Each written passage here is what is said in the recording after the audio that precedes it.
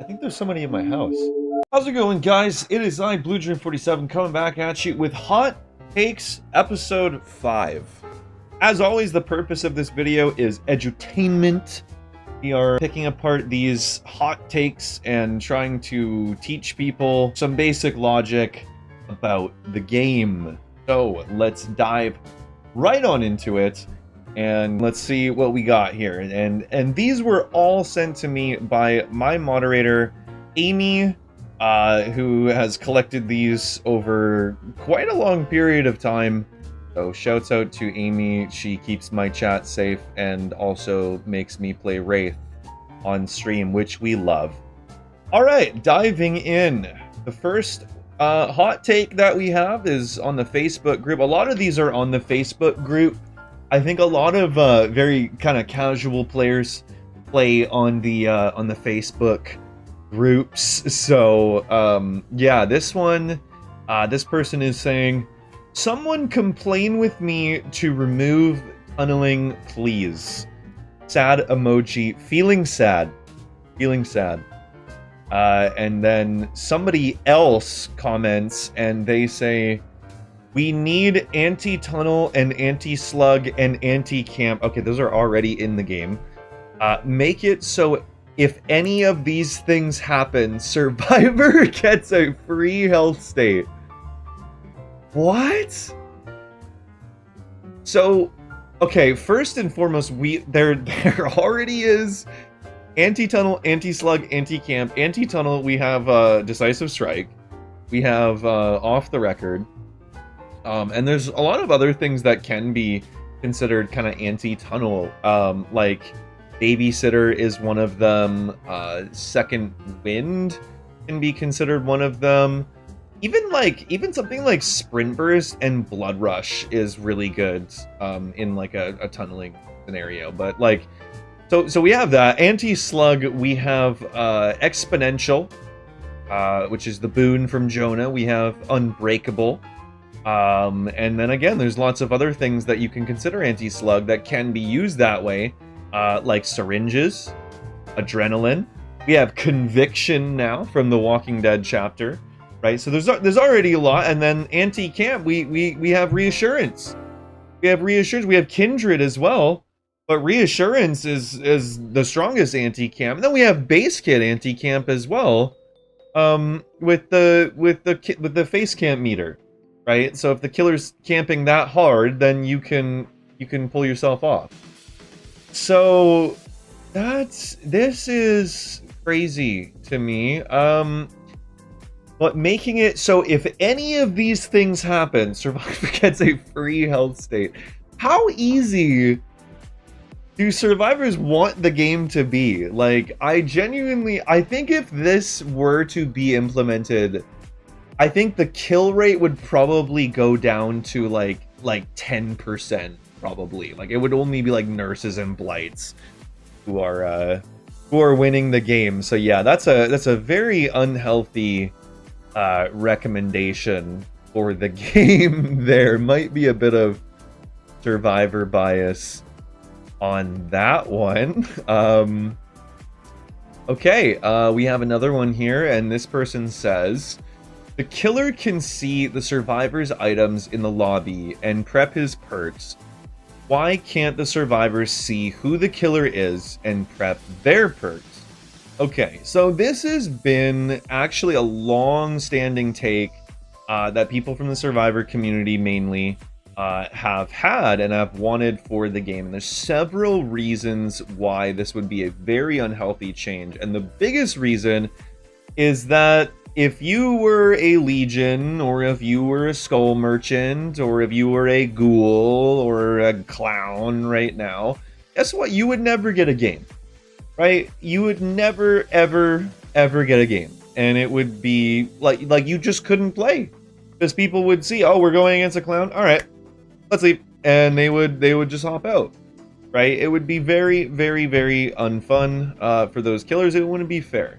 Now, I don't think it would be the most problematic thing for killers to not be able to see the items. I don't think that would be the end of the world. But even then, it's like, if the survivors do have items, the killer can only prepare in so many different ways, right? If the survivors have 4 toolboxes, okay, bring 4 slowdown. Or if they have, like, medkits and flashlights, like, okay, like, they're gonna go for the save, you know, maybe bring Franklin, right? Like, there's only so many things the killer can do just by looking at items anyway. So I've never really thought that it was, like, too problematic, but yeah, that's kind of why I really hope that we never see this change coming to the game, because yeah. All right, we got another one here, and this person says it looks like they went against a Houndmaster, and they said, perfect example of someone who don't know how to play the game and relies on the dog the entire time, camping hooks, tunneling people. You just suck at this game and would probably be a crap killer if you didn't have that dog. So, okay. So first of all, if the Houndmaster didn't have the dog, she would be a basic attack killer.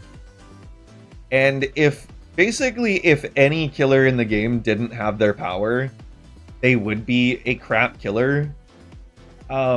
I understand they're frustrated about like camping and tunneling, I guess, but like I like to just say like you would be nothing without that power. Yeah, most killers would be significantly weaker without their power. I've never really understood this kind of take, and I've seen it so many times. I think we have a few of those in these kind of submissions. So yeah, that's wild. Oh yeah, here's another. Oh my god. Oh boy, okay. I'm just here to complain. I'm not the best at looping, but I have gotten really good. Okay, kind of a contradiction there. And I just find it funny when killers use their silly little powers whenever they can't catch me, aka Dracula turning into the wolf, or Pyramid Head using his sword thingy. Like, just say you suck.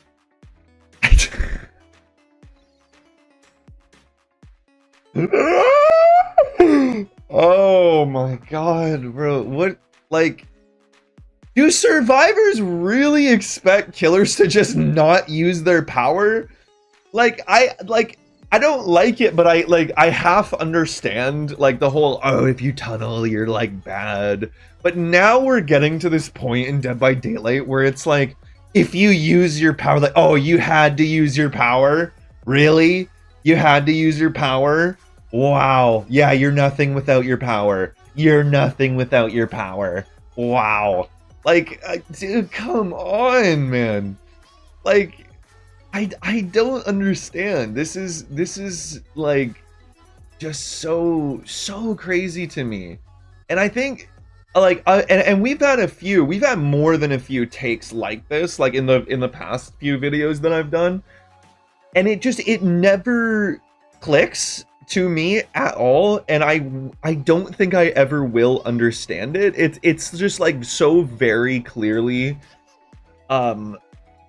coming from such a bias of like just never playing killer. Like, how, like, you can't play killer and just not use your power. That's like, it doesn't make sense. You're gonna lose every game, but it's also just like not fun.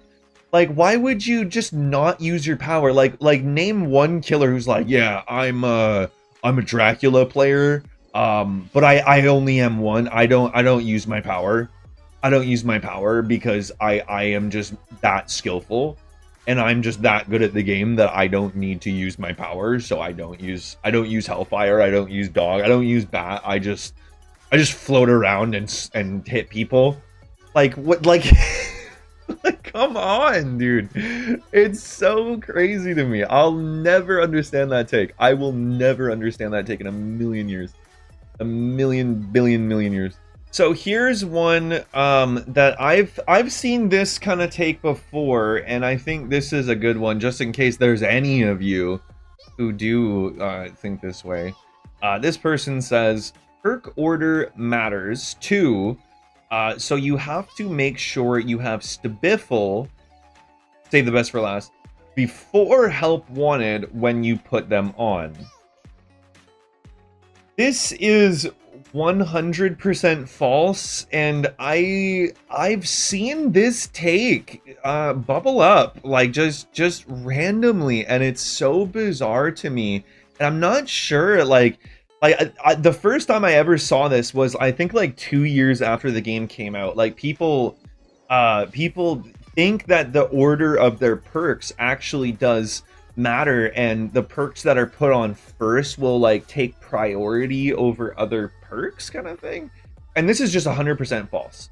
This is 100% false. The order of your perks does not matter. The only thing that matters and will change whether something activates first is just whatever the requirement of activation is. If that happens first, then that perk will activate first, and that's how it's always been. I know when Nicolas Cage came out, people thought this was a thing with Unbreakable, and plot twist, they thought that the order of your perks actually meant that you could basically use plot twist infinitely, and it was just like do y'all really just not test these things? Like just like test it. Just test it, and you'll see that this is not a thing at all, right? Like, so yeah, this is 100% false. That's definitely not a thing, though. Okay, this is just an interesting one. Kind of a lack of awareness here, really. Okay, so how about a perk for when the last survivor is down and the K closes hatch? If survivor can hide from the killer for 30-40 seconds, the perk is activated, and the survivor can get up in the injured state. The time it takes can decrease with each level. It drives me crazy when the K slugs me and then heads off to find the hatch. Yes, I know there's an unbreakable perk, but you have to recover, and it stops working after first use and only once. So adrenaline is a perk in the game. It was actually one of the very first perks in the game, and this came from Meglin Thomas, one of the first survivors. Okay.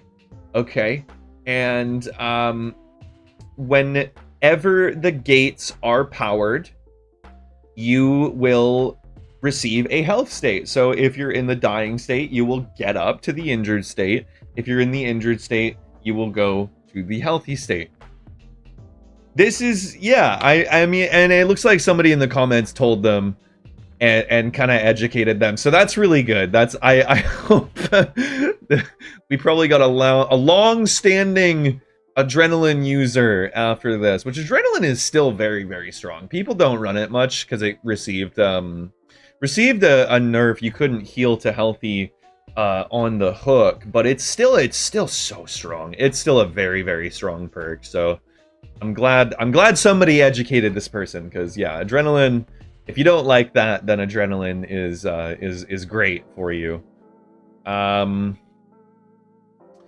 Okay, we got another one here talking about nowhere to hide. So this person says, please tell me why nowhere to hide doesn't have a cooldown, yet our little add-on got nerfed already. I'm not sure what add-on they're talking about. Why even give survivors anything if you're gonna nerf it within a week? So basically, they are correct. They are correct. I didn't even realize this, but they are actually correct that nowhere to hide doesn't have a cooldown. But the thing about nowhere to hide is that it doesn't really need one, because when you kick a gen, you can't just kick it again, right? Like, the survivors have to touch the gen and stop it from deactivating. So it doesn't really need a cooldown, and it's not like the gens with progress are always like super duper close.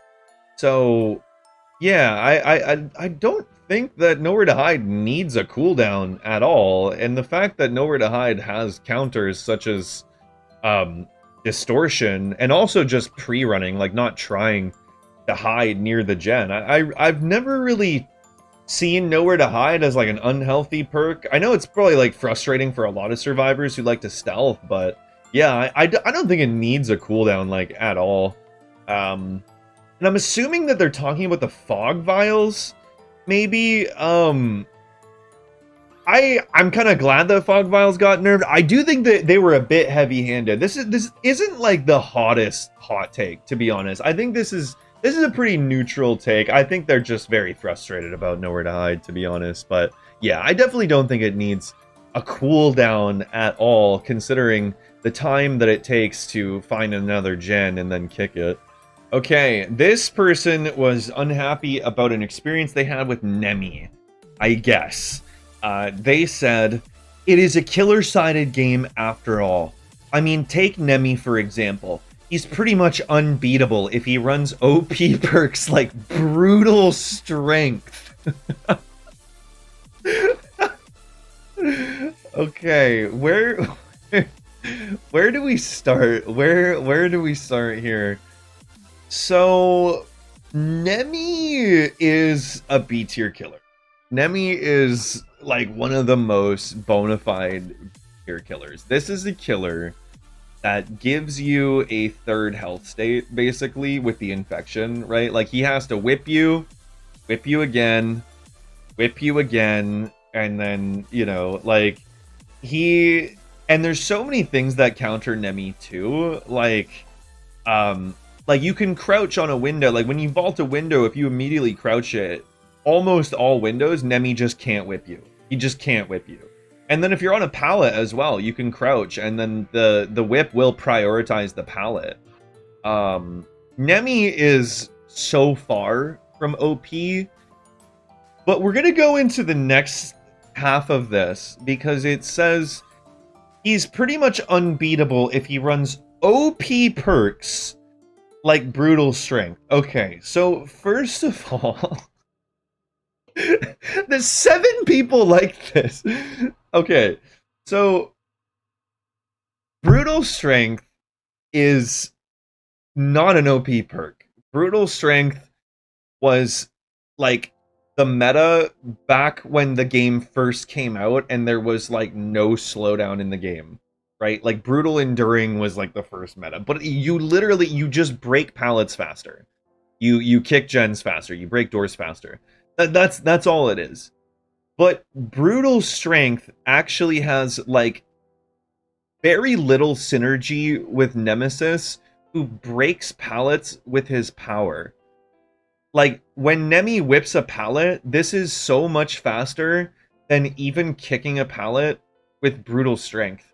So that makes no sense. I guess he just went against a Nemi with Brutal and just like, I don't know. I don't know how this take came to be. It doesn't make sense, dude. Oh, that's a steaming hot one. That's a steaming hot one, fresh out of the oven for you. Okay, so moving on. We have this person talking about Deliverance. They say Deliverance should work on both first and second hook state. Oh my god. Woo! So, okay. If you are like me and you play Dead by Daylight in high MMR as a killer main, then you've probably gone against one of those Swifts that's running literally 16 meta perks and they have high hours. And typically on these teams, there is one of them who will have Deli. They will have Deliverance. And if you get unlucky and you aren't able to find this Deli user, a lot of the time they like it's so rough. It's so rough because what they'll do is like if you go into the end game, right, they can easily clutch up on like a 3v1 scenario if you hook the Deli user in the end game, because then the survivors can just hide. They can get the gates open and that person can just unhook themselves and then they just take a hit and then everybody's out, right? Deli is so strong. It is such a strong perk, and it having the downside of like you finding them, like guaranteeing that you can pull yourself off hook is so strong, and using communications, it can just shut the killer down so hard. you're able to use it in endgame as well. It's just, it is one of the strongest perks in the entire game. So if it were to work on first and second hook state, it would definitely, like, I think it would actually go to the heights of, like, shoulder the burden, decisive strength, to be honest. It's like basically there, but it has the counterplay of, again, you finding the deli user first. So yeah, I huge disagree with that. Please God, don't give those Swifts anything else, please. Please, no, dude. All right, next one we got here. This person says, can we gut Insidious already? Same way we complained about Distortion because of toxic players constantly running it, which wasn't really true. We got toxic killers running that perk. It's cringe when a killer like Myers and Bubba uses it to camp hook, and you just lose. So, and I hate it when people complain about Insidious, because, like, the way that I view Insidious, it's like it's one of the only fun perks for killer. And so often, like, if you're a killer player and you run Insidious, you go for, like, Insidious plays, so often you're just, like, standing behind a bush with your thumb up your butt, and you're just, like, and they just do gens anyway, you know? Like, if they have comms and they see you and you're terror rated, like, they'll call it out. Like, so often running Insidious, it just actually does nothing. Like, Insidious is, it's one of the only fun perks. It adds, like, a spooky element, and it gives any killer the ability to stealth. Like, Insidious is so fun. I love going against Insidious killers as survivors, so I really hate seeing like, people complain about it, because it's like, dude, don't touch Insidious. You leave my Insidious alone, okay? Like, how many people are with me on that? Like, don't, if they ever touch Insidious, I'm gonna be so sad. It's just, it's such a integral part of, like, the meme culture of DBD for killer mains as well. Like, just leave it alone. Leave it alone. Don't you ever speak ill of my Insidious again. How dare you? How dare you? And this one we got here, this person is saying, hot take, you can't declare yourself a main until they're prestige 20 plus. And that is definitely a hot take, because honest to gosh, like, prestige just means absolutely nothing. You know, like, I have 10,000 hours in this game, and when I worked at Blizzard, it just doesn't make sense. And, like, literally, you can have, like, 100+ hours on a killer and not have them that high prestige. You know, like, especially considering, like, back in the day, like, you would literally, like, there was no prestige. There was no, you know, going beyond prestige 3. So it just, I don't like it when people, it just sounds like gatekeeping to me, you know? Like, it just sounds like gatekeeping, and I don't like it. I don't like it when people are like, well, you're not really a main if you, like, I think it's one thing to say that when, like, people declare themselves a main and then they just don't play them, you know? They don't play those killers, like, at all. Like, I used to be a spirit main, but I'm not really a spirit main anymore, you know, because the audio in the game is just, like, super bugged. It's just, like, not fun, you know. So I don't really like it when people have these takes, and I wish that, I don't know, people would just let people main whoever the fuck they want. Okay, so yeah, that's about all we have for today. I hope you guys enjoyed the video. I hope you learned something. If you did, be sure to like, comment, and subscribe, and share this video with your friends.